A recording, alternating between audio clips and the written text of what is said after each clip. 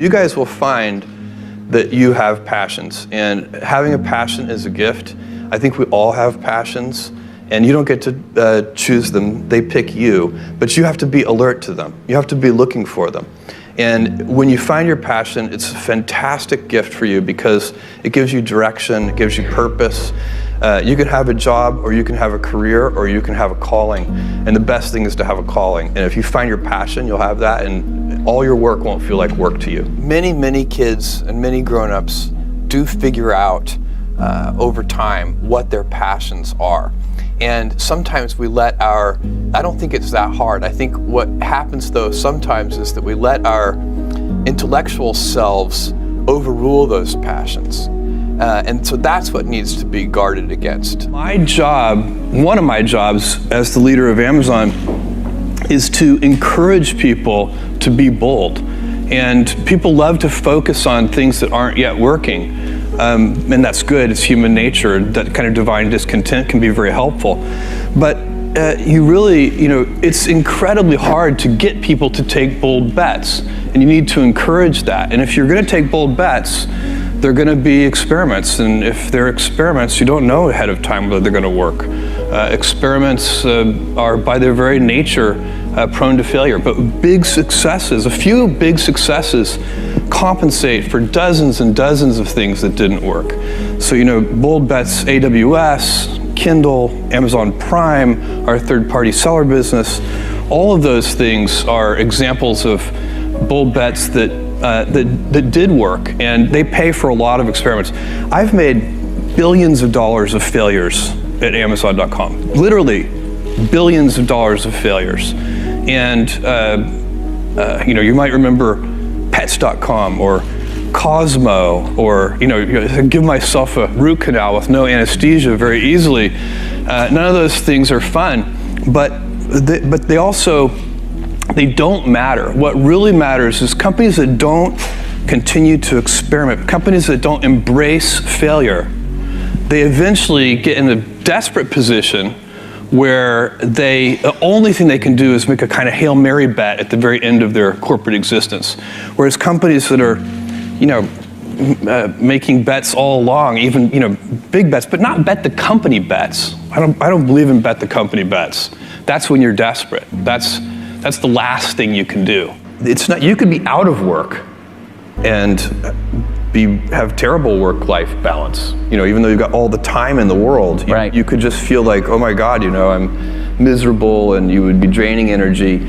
And so you have to find that harmony. It's a much better word. And I think for most people, it's about meaning. People want to know that they're doing something interesting and useful. And for us, because of the challenges that we have chosen for ourselves, we get to work in the future, and it's super fun to work in the future for the right kind of person. You need to be nimble and robust. So you need to be able to take a punch, and you also need to be quick and innovative and doing new things at a high speed. That's the best defense against the future. And you have to always be leaning into the future. If you're leaning away from the future is going to win every time. Never, ever, ever lean away from the future. We all have adversity in our lives. I doubt if you really, if you know somebody, any friend or anybody that you talk to, there's no lack of adversity. And by the way, that's good, because it's what teaches us how to get back up. You fall down, you get back up. It always happens. And you get certain gifts in life, and you want to take advantage of those. But I guess my advice on adversity and success would be to be proud not of your gifts, but of your hard work and your choices. So you may be the kinds of gifts you get in life. You might be really good at math. It might be really easy for you. That's a kind of gift. But practicing that math and taking it to the next step, that could be very challenging and hard, and take a lot of sweat. That's a choice. You can't really be proud of your gifts because they were given to you. You can be grateful for them and thankful for them. But your choices, you choose to work hard. You choose to do hard things. Those are choices that you can be proud of. Being an inventor requires, because the world is so complicated, you have to be a domain expert. I mean, in a way, even if you're not at the beginning, you have to learn enough so that you become a domain expert. But the danger is once you become a domain expert, you can be trapped by that knowledge. And so inventors have this paradoxical ability to have that 10,000 hours of practice and be a real domain expert and have that beginner's mind.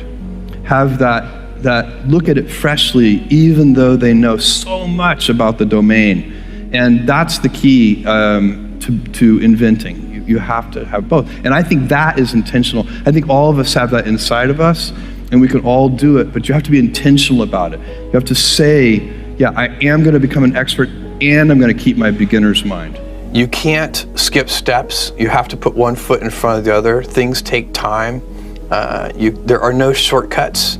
And but you want to do those steps with passion and ferocity. It's easy to have ideas. It's very hard to turn an idea into a successful product. There are a lot of steps in between, and it takes persistence, relentlessness. So I always tell people who are, who think they want to be entrepreneurs, you need a combination of stubborn relentlessness and flexibility. And you have to know when to be which. And basically you need to be stubborn on your vision, because otherwise it'll be too easy to give up. But you need to be very flexible on the details, because as you go along pursuing your vision, you'll find that some of your preconceptions were wrong, and you're going to need to be able to change those things. So I think taking an idea successfully all the way to the market and turning it into a real product that people care about and that really improves people's lives is a lot of hard work. Don't try to chase what is kind of the hot passion of the day. I think we actually saw this, I think you see it all over the place in many different contexts, but I think we saw it in the internet world quite a bit, where at the sort of peak of the sort of internet mania in, say, 1999, you found people who were very passionate about something. They kind of left that job and decided, I'm going to do something in the internet, because it's it was almost like the the 1849 gold rush in a way. I mean, you find that people, if you go back and study the history of the 1849 gold rush, you find that at that time everybody who was within shouting distance of California was, they might have been a doctor, but they quit being a doctor and they started panning for gold. And that almost never works. And even if it does work, according to some metric, financial success or whatever it might be, I suspect it leaves you ultimately unsatisfied. So you really need to be very clear with yourself. And I think one of the best ways to do that is this notion of projecting yourself forward to age 80, looking back on your life and trying to make sure you've minimized the number of regrets you have. That works for career decisions. It works for family decisions. Do you want? I have a 14-month-old son, and it's very easy for me to, if I think about myself when I'm 80, I know I want to watch that little guy grow up.